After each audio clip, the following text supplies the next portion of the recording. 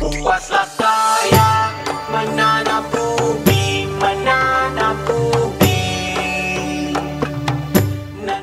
Podcast yang akan anda dengarkan adalah paparan kisah-kisah dan isu-isu masyarakat Melayu di Singapura. Sembarang persamaan yang dipaparkan di dalam podcast ini amatlah disengajakan. Kami harapkan paparan pengalaman kami ini dapat menjadi iktibar kepada semua lapisan masyarakat di Singapura. Dengan kalimah Bismillahirrahmanirrahim, terimalah hos-hos anda, Manaf Dan Maui.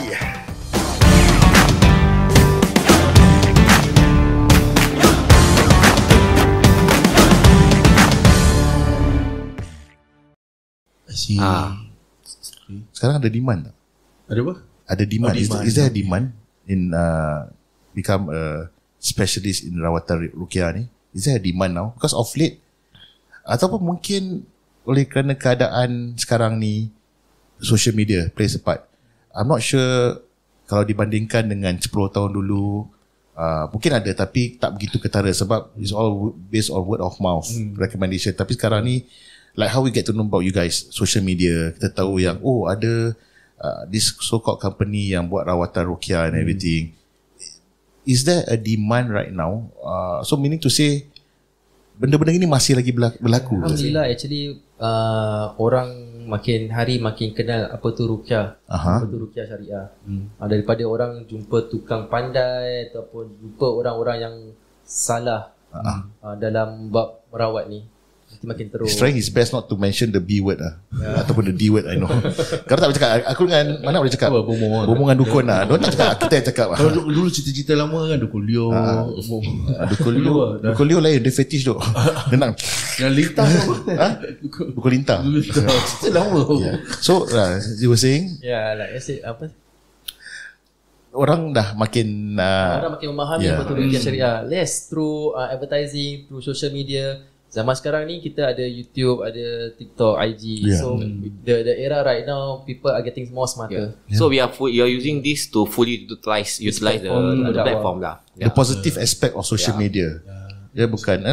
TikTok like what you always been preaching ada benda-benda yang negatif. Dia punya gelik-gelik masih ada. Dia punya joget-joget masih ada. Orang kasih nombor kat TikTok dah hotel. Kalau betul dia ada kepada yang nak kasih nombor, why can't he buy the number himself jadi dia kaya kan?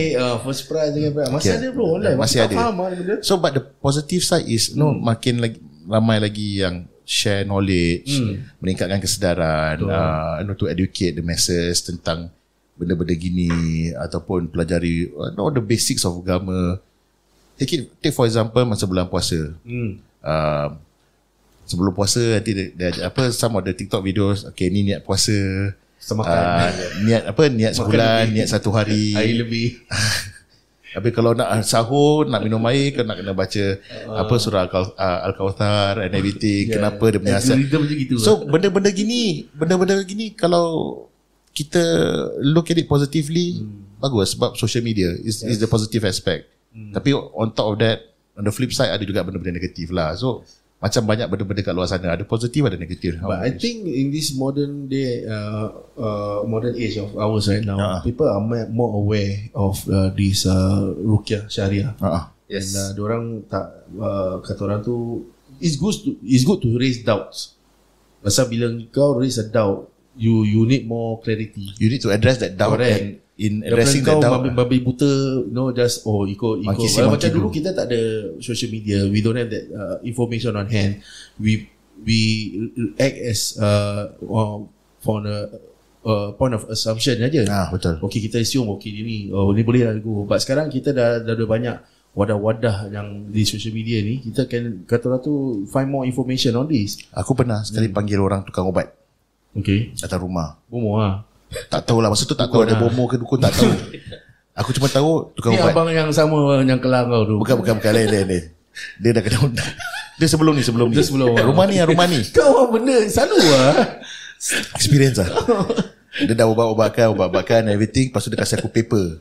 Okay. Tampal kat atas pintu. I see, man. Tak tahu masa tu mungkin belum begitu belajar dan everything. Ni sebelum TikTok lah ni. Dah lama aku belum kenal kau pun. Okay. So apal dia kata sebagai pendinding, si bodoh ni percaya. So later on bila dapat tahu benda ni wafak. Wafak ni salah. And the person who came over to your house yang cakap ni wafak kan, Abang Razali was it? Abang Razi. Razi Razali. I think you all should know lah, within that small circle. He's one of the Sharia compliant tu. Tapi aku nak cerita pasal dia ni. Okay. Datang rumah aku kan, nampak tu semua dia bilang, letak wafak ni lah. Okay. Lepas tu dia kata okay lah, saya nak spray apa bukan kasturi Bidara. Okay, minta izin. Okay, awak ikut saya lah. Nak spray daripada ujung ke ujung, all the corners. Dulu dekat tempat TV aku ni, aku gantung menu punya banner. So bila nak spray tu sampai kat tempat TV, muka dia serius tu. Man U fan lah ni. Aku Man U fan lah. Liverpool Liverpool. Padahal tengah sedih baru kalah 4-3 kan. San? Saya kena gangguan banyak cerita. Liverpool juga ni. So bila sampai Dia perlu setan untuk buatkan setan. As I was saying, bila sampai kat tempat TV ni, muka dia terus berubah serius. Tempat sini dia punya gangguan dia agak hebat Yan. Kenapa je? Saya rasa macam panas, macam tak tentu arah lah. Aku dah takut lah. Cakap ni macam setan ni kat tempat TV ke apa ni. Cakap, kenapa Sebab benda ni tergantung. Cakap kenapa? Oh saya sebenarnya support Arsenal. Dalam baik dia tengah buat rawatan, dia ajak gurau dengan aku sebab itu. Tapi nasib baik Arsenal masih okay. Kalau Liverpool tapi tak apalah. Jadi my point is yes, over the years bila orang Habis dah sabar. Habis dah kalah marah-marah orang kat MRT. Wait, bukan korang marah-marah orang kat MRT. Marah-marah orang kat MRT. Friendly je bro. Dah off topic. So my point is sekarang ni dah banyak orang yang lebih tahu, banyak orang dah kongsi ilmu. So kita punya knowledge pun mungkin bertambah lah. Sekarang aku tahu wafak tu salah, azimat tu semua tak betul. Jampi-jampi dulu taruh apa, orang-orang lama taruh kuda laut ke atas pintu semua. I'm sure you guys have had your fair share of all this experience. Macam mana korang cuba nak so called educate, the lack of better word, educate all these people? Macam mana? You guys terus terjar benda ni salah, benda ni haram, benda macam mana tu? Ataupun there's a gentle side of it? Between Kai and myself, kita dia Kai ni Go cop back. Dada Kai ni dia something. dia keras sikit. Okay. Ni kira nak kena ada that Go cop back lah kita. See lah Nampak tahu. Cara tu dia tuang air aku dah tahu dah. mentang-mentang dia sekolah dengan orang. Dia sekolah betul. Okay. So Kai ni dia punya orang ni more direct. Okay. Keras sikit. Saya pula more to Beralas. hati. Beralas sikit lah. Tapi so that's why kita boleh connect. But at the same time, at the end of the day, as long as the objective is met, Correct. Yes. the message is conveyed, you guys, I mean, everyone benefits from the whole thing lah. Betul lah? The good thing about apa yang kita buat ni sekarang, kita punya background, saya 10 tahun dalam police force, 10 years. And he I think 8 years. 8 years in the police force. So we using that experience yang kita jumpa ataupun attend a lot of cases, macam-macam perangai, macam-macam orang kita jumpa. That kind of it really helpful apa yang kita buat sekarang dalam Ruqyah dan kita berdakwah ni. Okay. So macam macam Example. Give me example apa yang kau Okay, kalau nak cakap macam profiling lah, the way we observe people, kan nak use the word. aku balik dulu 1, 2, 3 keseorang. Nak cimut kan, macam profiling lah. Kita akan observe, kita tengok. Then sometimes certain things macam nanti we will discuss lah. We will tengok ni macam lain macam. So kita masuk rumah, kita punya mata dah dah pelaren. tu lah. Tadi kau masuk rumah pun aku dah tengok ada lari juga. Rumah aku ni. Orang balik Nanti tau. kau tanya Fulbet lah, ada apa-apa ke tidak. So mata kita semua dah sempat lah. Ni semua job hazard Terbawa-bawa Terbawa-bawa. In a good way lah. Okay lah. Korang pernah bukan letter message lah. I mean sekarang ni sebagai perawat. Letter message lama. Sebagai perawat ni, kira experience yang paling unik sekali yang korang tak boleh lupa. Mungkin makcik mengilai ke, makcik terbang sampai kat sini biasa ke, lah everything. okay, sebab extraordinary kan. Masa kalau orang dengar, orang tak percaya. Aku nak share satu. Dulu masa kerja pakai uniform pernah sekali attend message. Satu family Melayu bogel. Telanjang bulat. Serius apa? But they did not realise yang diorang ni telanjang. Bapak kat luar kat koridor tengah isap rokok lagi. Telanjang bulat. Kat dalam dia punya wife, dia punya anak dara dia 17 years old dengan anak lelaki dia 8 tahun. Semua tengah bogel. Masya Allah. So tak realise. apa? Dia didn't realise. Diorang kena sihir lah. So nasib baik time tu aku punya DTL orang lama datang, dia pun tak kosong, dia pun gila-gila. So that was one of the memories that betul-betul terpahat dalam kepala otak aku, you know. Kau imagine, kesian kan? Kesian. So dalam korang punya experience ni sebagai perawat ruqyah, ada tak yang betul-betul korang tak boleh lupakan, mungkin a success story ke, ataupun yang betul-betul tragic ke, ataupun makcik terbang ke, ataupun ada macam mana, macam the exorcism of Emily Rose ke, Muntah Hijau ke apa, ada tak? The Pope's Exorcist ke? Okay, my I Kai think dulu, was my sorry, maaf. Okay, my one of the experience yang to me yang tak boleh lupakan kan, is that I think got one time me and Sahan tengah attend to one client tau.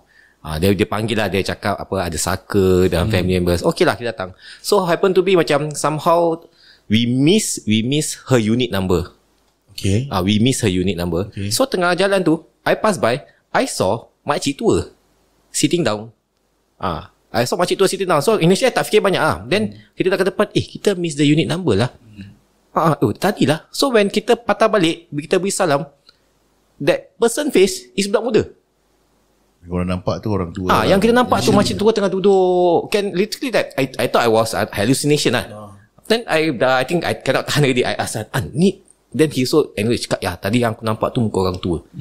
That to me that is one of the things that Kau dua-dua nampak cuma dia diam, ni mulut dia sikit bising sikit, macam cannot tahan lah kan. Tengok mana tahu. Sebab tu air tuang sikit je. Asyik kena je dia tadi tau. So that is one of the gangguan dia lah. One of the gangguan. Wow. Habis dia beri salam tak? Apa dia? Kau patah balik tu, kau beri salam. Dia beri salam. Dia beri salam macam biasa. But by the time when kita patah balik, the person air muka back to her own self is a young lady. Masya Allah. So that's one of the, to me lah, that's one of the unique experience lah. Then if you want to, and another one, I think the most common one, bila kita tengah azan, suddenly ada orang ketawa kat sebelah telinga. Tak terperanjat bang. Tu tak kelakar. Tak kelakar. Saya tengah azan, tiba-tiba orang tengah ketawa, terus pusing tengok muka Saan. Tadi suara makin tinggi jadinya. Tak ada orang. Tak ada orang. Tak kelakar saat ni. Wow. Tak kelakar. Then this is based on my experience lah. Pusing kalau ada orang, okay bro. Kalau pusing tak ada orang, danger tu. Lelaki perempuan suara? Apa dia? Suara lelaki perempuan. Laki lah kot. Saya pula experience. Experience kalau in a physical form, yang pesakit wanita ni tiba-tiba bend backwards, bend ke belakang. Itu dah macam Malaysia, Macam dekat TV. macam kat TV tu lah kan. Macam kat TV. Macam cuan. Cerita The Ring eh. tak tahu cerita apa, tapi dia buat macam backflip itu. Itu kat backflip. Dia macam dua Tangan kaki kat belakang lah jalan lah. Dia merangkak tapi reverse. But it's a very awkward punya movement yang tak rasa orang manusia biasa yang unless Tu nampak depan-depan Yang dia kita tengah rawat, lepas tu dia tiba-tiba buat that kind of dengan lidah dia, dengan muka dia. Benda ni is real lah, it's real. It cannot be make up lah. Orang biasa takkan buat macam itu. Lagi orang tu is berjubah, Ya.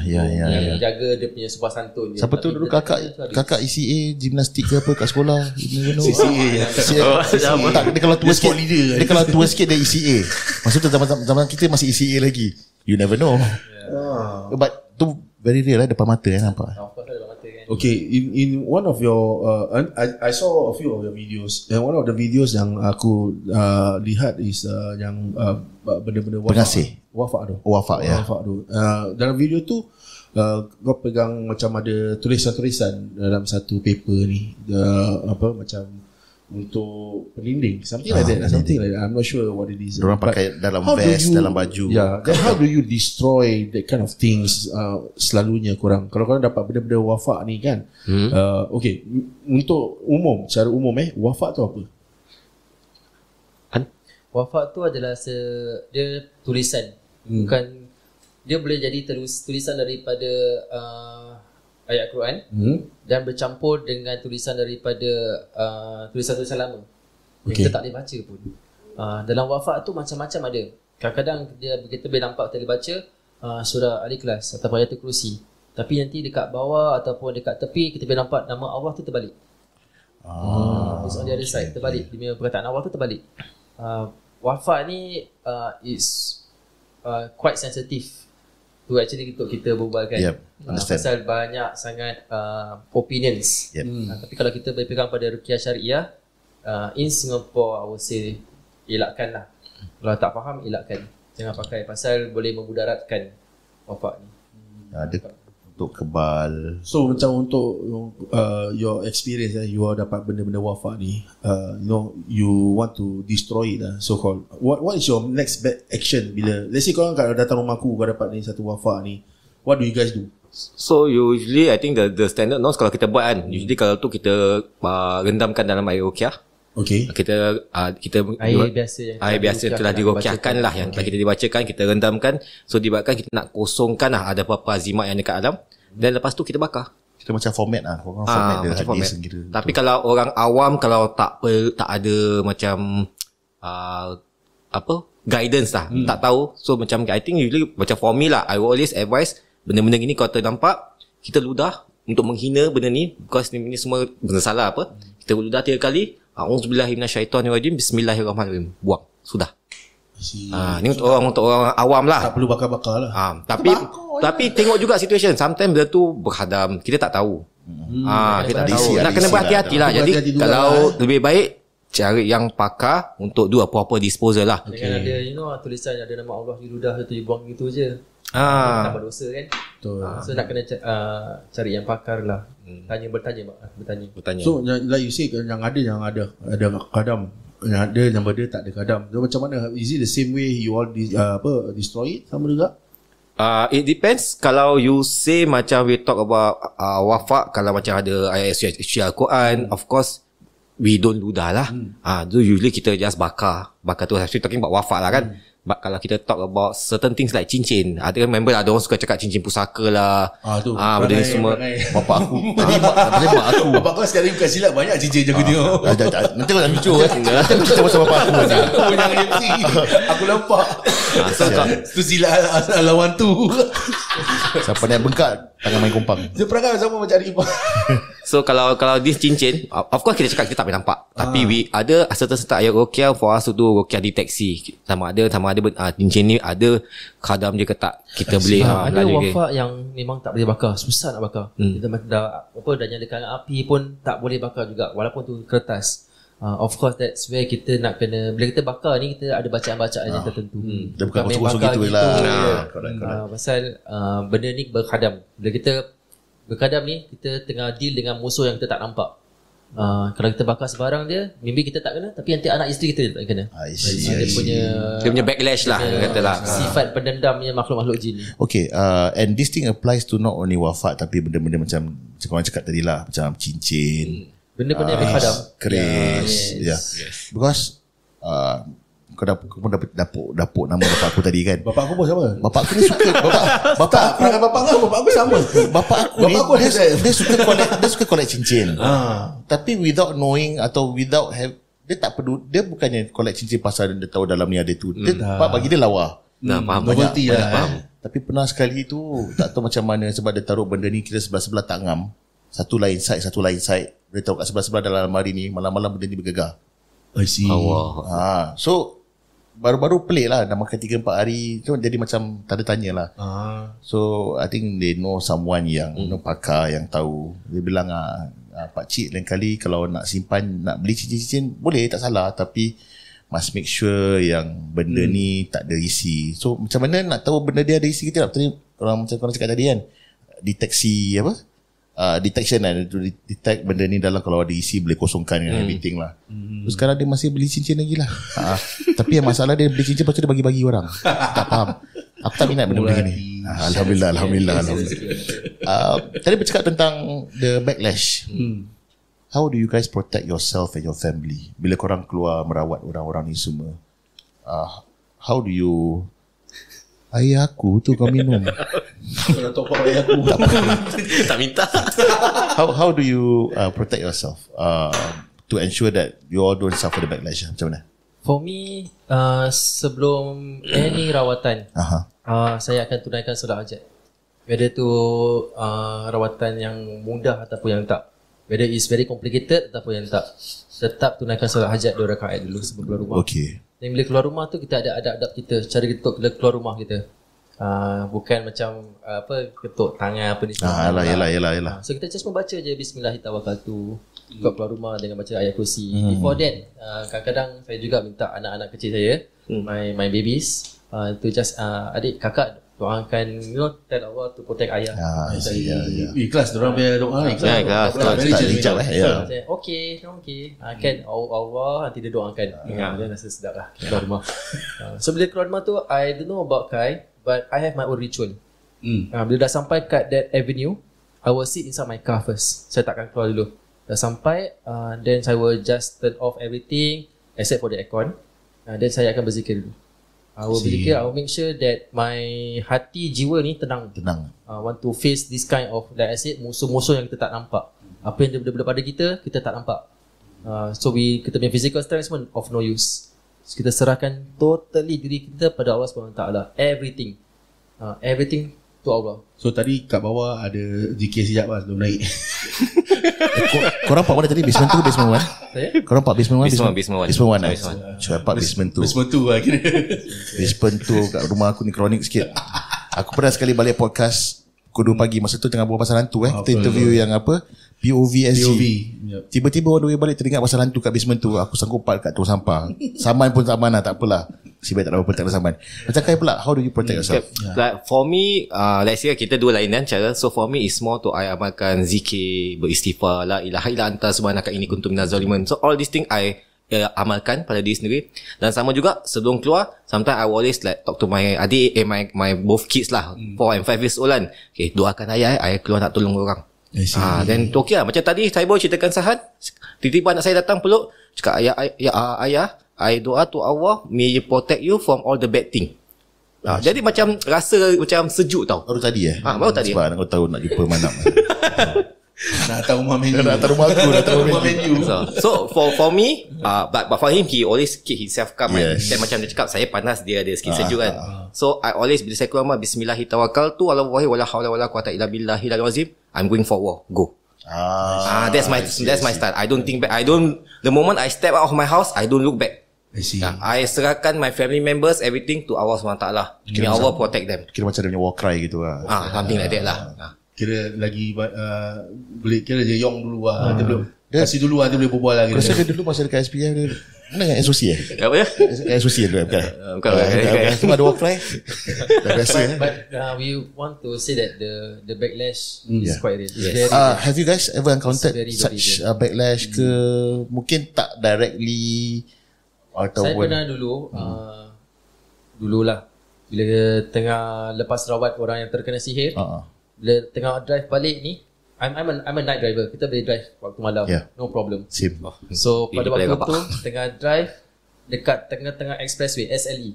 Tengah-tengah, not dekat tepi ke apa, in between the road, tengah-tengah tu dia tengah mata tutup tertidur. Masya-Allah. Tengah driving. Wow. Kita stop, tidur kat tengah-tengah road tu. So dia dapat awake balik about 2 minutes, good 2 minutes like that. Serious? Drive lagi sampai KGG, kena lagi. Sampai dekat rumah, buka pintu macam orang muntah tak? Orang mabuk muntah. Ni buka pintu terus I close gone. Buka pintu terus gone, habis. Macam merabah. Good 30 minutes like that. Kat kapak juga. Kat kapak, kat bawah blok dengan kapak juga kena. Dia punya cubaan dia rabak lah. Dia punya ujian dia lah. Macam Kai pernah. Macam Kai so far alhamdulillah tak seberapa macam tapi minimum macam what happened recently is Kai habis keluar dah drive off ni nak kira nak minum kopi sekejap dengan Anan, kita baru habis rawatan. Kai buka kereta tu muntah non-stop for no reason. For no reason tiba tu muntah tu macam tekak loya habis lah. Tu muntah tu macam tu pening sekejap, then asal tak demam tak apa, asal tiba-tiba just berzikir dapati after a while minum air manis lah, because dah dekat dah lawyer apa. Then dah okay sikit bawa balik. Then of course lah macam ada macam-macam lah. balik nanti anak nangis, macam nightmare. Tapi lillahi ta'ala, tawakal pada Allah Ta'ala. I see. Normal lah. I think this is part and parcel of the It's the Job hazard. punya job hazard lah. Job hazard. But after a while we learn how to counter all this. Yes. We ask around, kita tanya pada Ustaz Fad, which is sahabat baik kita. Kita tanya pada orang like how you are very experienced ni orang Ustaz Fad. So we ask him minta cara untuk mengajar kita everything. Pasal kita dalam bab ni kita nak kena always be humble.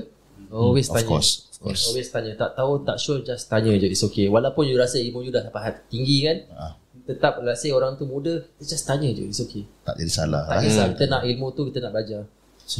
Pernah tak korang sorry You both spoke about your ritual bila korang nak pergi so-called berperang. Tapi bila korang dah habis perang tu, ada tak ritual untuk korang pulang ke rumah? Ada Kita macam balik, jangan tunggu the same way. balik jangan balik terus. Lepas matahari terbit baru kau balik, something like that. Aku tak tahu Busy ritual lah, tiap hari balik pagi kalau tu. Macam mana korang? Ada tak ritual? Kita lepas rawatan, kita selalu lepak dulu. Kita lepak. Jadi kita pergi kedai kopi, lepak for about 30 minutes or 1 hour, minum secawan teh, and we do our feedback. So kita boleh gunakan tu kalau kita balik podcast mana-mana, kita lepak kedai kopi, takut bini kita bising, kita cari Chan bilang. Tapi macam mana buat podcast kat rumah kau? Nak minum kat sini. Tak boleh, aku nak lepak mana kan, nak keluar.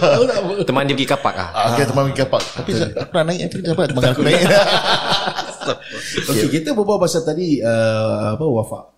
Kan aku masih lagi lah. Tadi masih dia dah habis wafak. Masih belum let go. We stop about wafak. Dalam banyak wafak. Tak apa.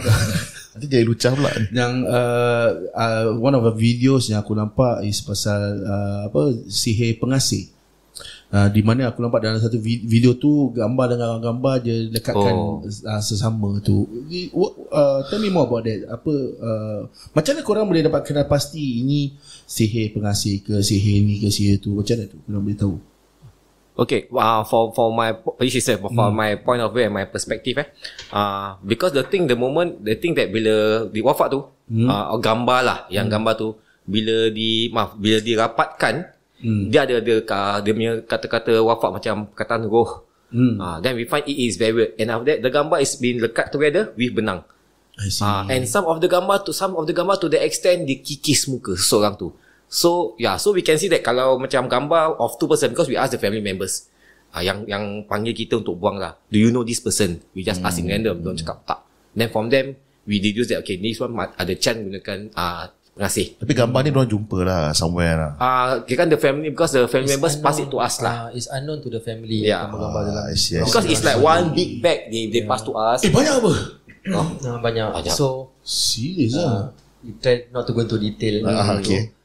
But apa yang terjadi is orang ni dia keluarga ni pas kat kita barang-barang ni semua. Kita bukan cari dalam rumah. It's everything is already one corner. Oh, kira dah package kasih korang lah. Yes. About 3-4 bags lah. Banyak. Busy. So kita take about few hours one by one. Kita nak kena lalaikan. Rumah dia lah. Kita keluar dari rumah tu. Okay. Dalam rumah tu kita cuma kumpul je, tengok which one nak Itu kena buang. kumpul pun take about few hours. Walaupun dah kasih satu bag, it take about few hours for us to kumpul. Okay, korang filter lah mana satu is yang betul. Tak inilah. Okay, wow. Okay. Kita tengok yang pasal pengasih ni selalu tengok cerita labu-labi kata dia letak dalam botol, Pusing pump Dato' kira. Ada juga selain daripada pengasih, ada juga pemisah. Ada pengasih pemisah. Pemisah ni kadang-kadang orang hantar ataupun naturally ada jin nasyik and everything. So banyaknya dorang tugasan ni macam-macam. Jin ni semua ada banyak tugas. Yang ada berandakan rumah tangga, yang ada nak prevent kita untuk buat ibadah, nak kita lewat-lewatkan. So bila korang kenal pasti, you guys are able to kenal pasti the signs. Kalau macam gini high chance ni kira pemisah. You guys will be able to, it's not 100%, but based on the telltale sign lah, we are able to say that. Kalau pemisah tu, kalau tadi kita pengasih tu bila satu gambar dengan gambar what ada contoh macam apa untuk pengasih tu, contoh-contohnya macam kau tahu ni nak tak dapat macam itu lah. Contohnya maksud aku tadi kau gambar itu pengasih. Okay. Kalau yang untuk pemisah macam mana tu? Pemisah it depends. Kalau we talk about suami isteri, macam bila kat luar they are very lovey-dovey tau. Boleh message tapi bila balik tak boleh tengok muka each other. Perang. Silap sikit. Sikit-sikit perang. Nampak each other badan panas. Tapi bila kat luar normal.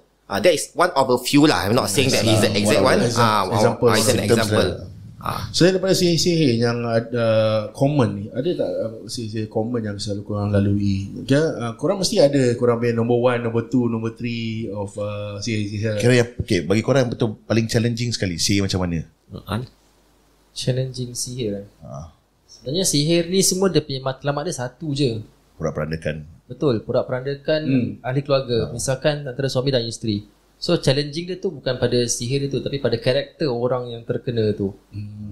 Kita nak berbual dengan jin ni senang sikit kan, tapi nak berbual dengan manusia ni, nak balikkan dia kepada akidah, nak suruh dia solat balik, zikir That's the biggest challenge. That's the most challenging part. Yes, that's the most challenging part. Kadang-kadang kita ada satu tu, dia terlalu taksub dengan perawat.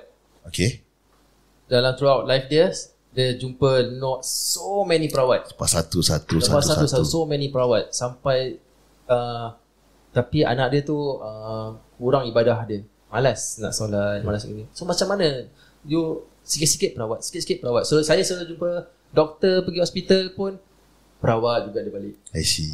So macam nak masukkan this kind of dalam kepala otak tu kan, ada sikit. So as much as you all can cuba memperbaiki ataupun merawat ni semua, tapi kalau pucuk pangkalnya orang yang terkena tu tidak ada, tak kembali ke the pakai jalan akidahnya, is kata orang tu we can see that is almost not futile lah. Macam correct me if I'm wrong, I agree with you.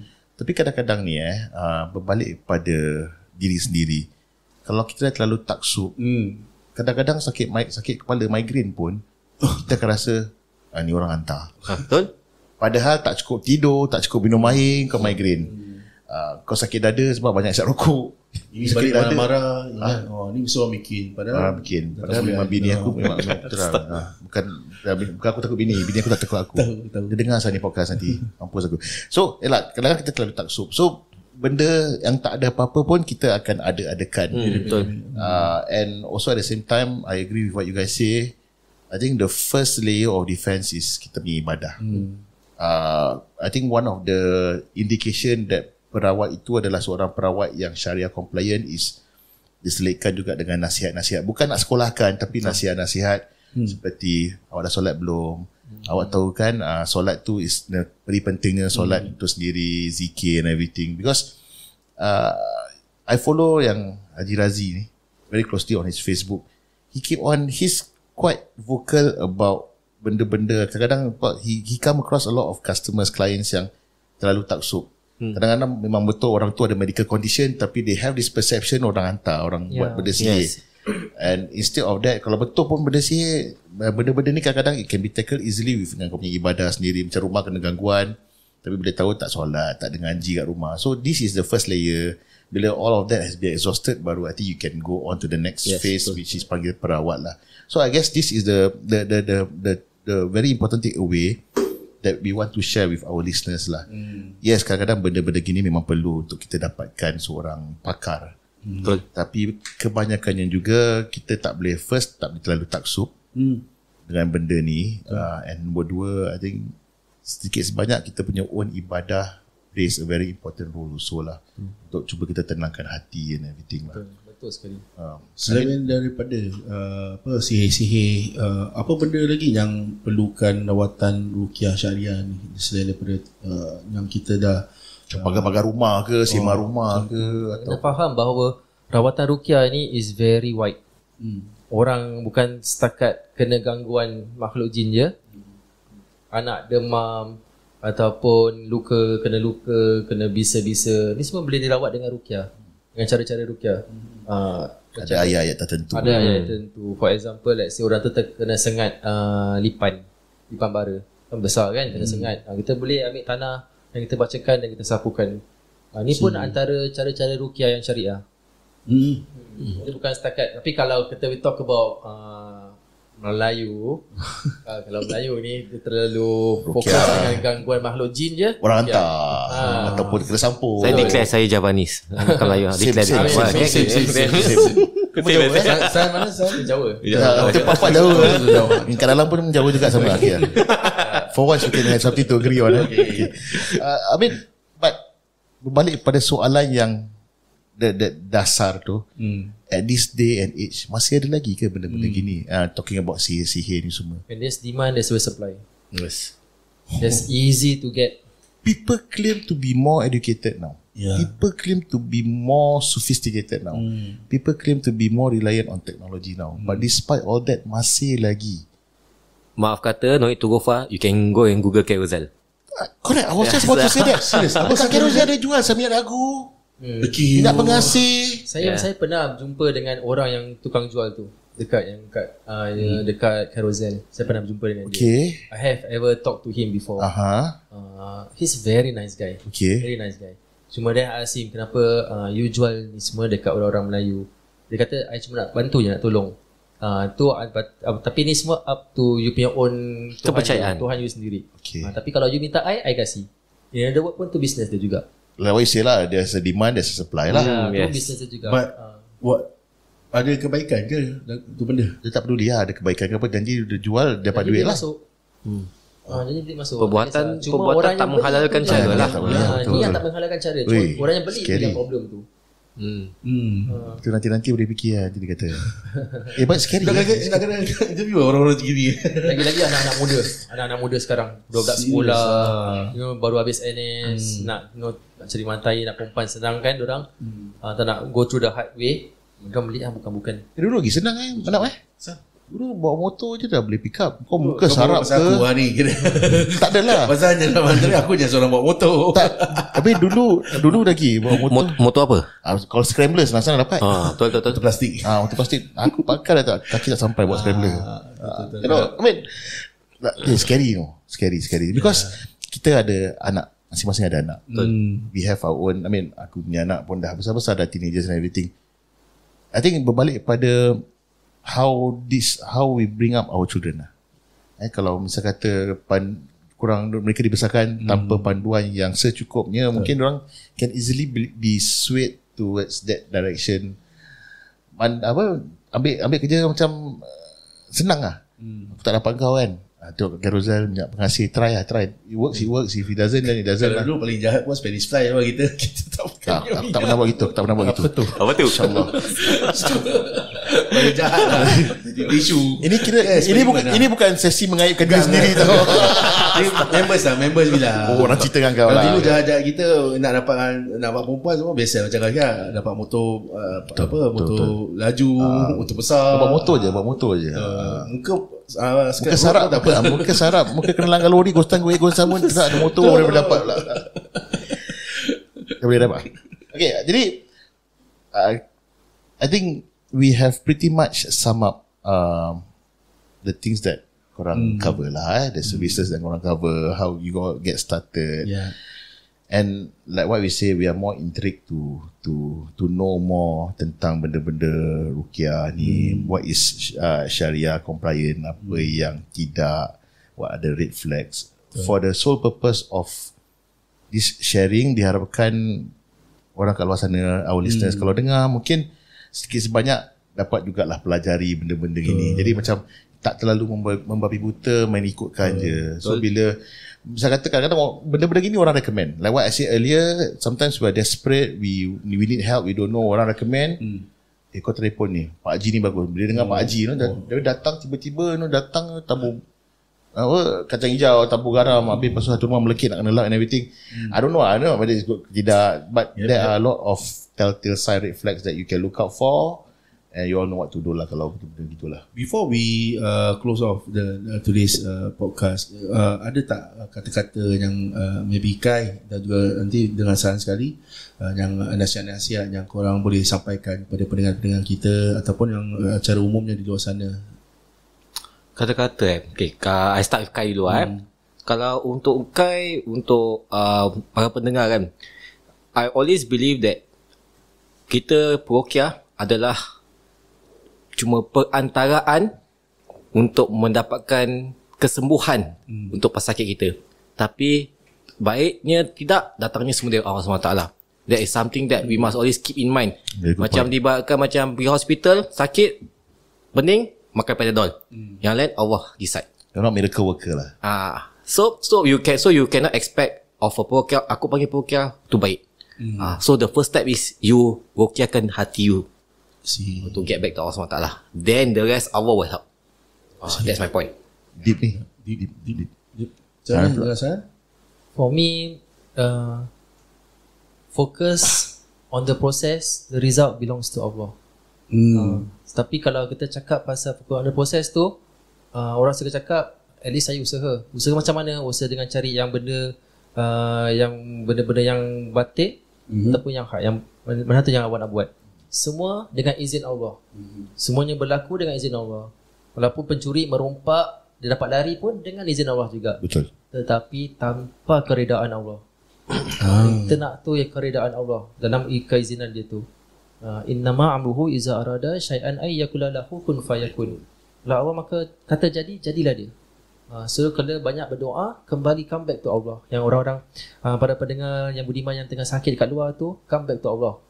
Jangan cuba-cuba nak bermain dengan sihir ataupun cari perawat yang gunakan khidmat khadam ataupun khidmat jin. Come back to Allah, rapatkan diri pada Allah, solat, balik pada Quran dengan doa-doa yang Nabi ajar, insya-Allah. Wow. Tadi kita aku alih-alih teringat pasal satu benda ni. Kita selalu kita lazimnya dengar penyanyi Aziz tu. Betul. Itu Izzat Lazim. Izzat Lazim lain. Kita ruqyah pasal pemisah, pasal pengasih. Tapi pasal yang benda-benda pelindung ni banyak orang juga taksub tu. Ya, betul. Untuk pelindung. Jadi macam pelindung ni boleh kasih nasihat tak? Macam what's the best pelindungan yang boleh kita dapat? Pasal kita tahu kadang-kadang kita cakap untuk gerai makan. Banyak bro. Kau boleh nampak tau. Kau boleh tahu. Aku came across one. Even everyday aku nampak. Kat gerai makan ada tulisan yang macam sometimes we have doubts. Betul tak ni pelindung ke apa whatever. Pelaris ke. Rezeki ke. Pelaris. So macam mana untuk that kind of situation untuk pelindung ni? Pernah tak you untuk saya dengan Kai you come across penjual makan ni semua diorang ada pelindung-pelindung ke ataupun pelaris ni semua macam mana tu? Is it ada macam mana macam itu? Ada banyak dekat Singapura, banyak sangat kedai Melayu ataupun kedai bangsa bukan Melayu, orang Islam yang gunakan wafa ataupun pelaris ni kat kedai. I see. So kalau let's say kalau you nampak, kalau boleh avoid daripada makan tempat tu, avoid lah. Kalau boleh avoid. Kalau tak boleh dah lapar sangat, duduk bacalah bismillah. Baca. The first thing kita nak kena faham bila kita baca doa makan tu, biasanya baca doa makan macam mana? Allahumma barik lana. Yang apa yang kita selalu ajar anak-anak kita. Tapi cuba you bacakan bismillahirrahmanirrahim la yaduru ma'asmihi syai'un fil ardi wala fis sama'i wa huwas samiul alim. Baru you makan. You elakkan daripada sihir ni semua. You baca tu. Bila you dengan bacaan ni juga kalau you kuatkan amal, racun pun tak boleh, tak boleh penetrate through. Wow. Pasal keyakinan you tu pada Allah SWT langsung. That's it. Pelindungan, rezeki semua tangan daripada Allah. Pada Allah juga. Pada Allah. Kalau nak kata macam mana kita lindung diri kita tu, dengan air wuduk kita lah. Air wuduk kita jangan, kalau boleh jangan lepas. So the takeaway for today's episode, walaupun apa caranya kita nak berubat ke buat perawatan, pucuk makan, diri sendiri pun nak kena kata orang tu tak boleh kosong. Tak boleh kosong lah. Bukan nak kosong. Bukannya nak kena belajar ilmu batin. That's the first kata orang tu barrier that we ibadah kita lah. Ibadah kita. Dan kita harapkan episod ni menjadi manfaat kepada semua pendengar kita. InsyaAllah. Semoga Allah SWT melindungi kita di dunia dan juga akhir nanti. Sebelum kita akhiri malam ni, mungkin kita nak kata sedapnya.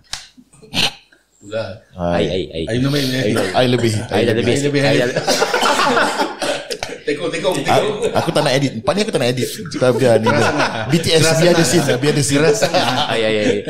Dah kena tegur. Air tak kena kasi lebih. Orang satu cup je dia 2 cup. Dah lah cara macam ni kan. Air kalau macam ni, astagfirullahalazim kat rumah aku ni. Jadi apa nak tanya, lupa tadi. Aku lupa. Okay. Mungkin boleh minta Kai dengan Zan untuk kongsi. Kalau orang dengar, ada orang macam perlu doktor macam aku perlukan lah rawatan ke, ataupun nak urut ke, nak minta bekam ke, macam mana, how to contact you guys? Orang tersedak aku cuba buat Kai. Okay, you can go through Instagram Shiraz Hijama ataupun TikTok Shiraz Hijama SG. From there you boleh, our numbers is down there lah, melantau tempat, boleh senang-senang cari nombor kita orang. Even the rates pun ada taruh kat situ. Ada Ada juga ada. Aku cuma ingat yang tu. Kira rawatan yang paling mahal ni.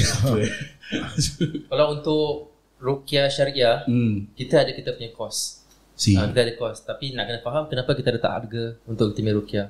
Pasal ilmu tu bukan free daripada kita pun nak kena tinggalkan family kita untuk pergi cari ilmu. Kadang-kadang lepas rawatan tu kita jatuh demam, kita pun perlu sedikit wang untuk pergi doktor. Korang pernah kena tak? Tanya lagi Korang pernah kena penunggang agama korang charge duit ke apa? Oh, saya pernah. Normal lah ni semua So normal. orang expect that thing to be free lah, ikhlas lah. There's no such thing as free lunch bro. Kalau sihir tu harga dia $4,000, you know, you can get kalau $5,000, $6,000. Takkan nak dalam masa 1-2 jam you bayar $150, $100 you nak baik, tak boleh. Betul. Doesn't work that way. Okay lah. Jadi those are contact details. Nanti we will share the all the contact details on our copywriting. InsyaAllah like I said tadi, semoga menjadi manfaat lah informasi kita kongsikan pada sesi kali ini bersama Kai dan Kesahan. InsyaAllah menjadikan manfaat dan sekali lagi kepada semua yang inginkan further inquiries lah, korang boleh ke TikTok dan juga Instagram Shiraz Hijama, dan di situ ada butiran lanjut lah. Betul. Korang boleh contact mereka. Okay. InsyaAllah. Dan itu saja daripada kami berempat yang berada di empat orang. Mic 4. betul. Sekarang bukan mic 3. Aku dah cakap kau tadi. Masih lagi Terima kasih banyak kepada Kai dan juga Sahan. Terima kasih banyak kerana meluangkan masa kan. InsyaAllah. Semoga Allah SWT balas jasa budi baik. Amin, insyaAllah.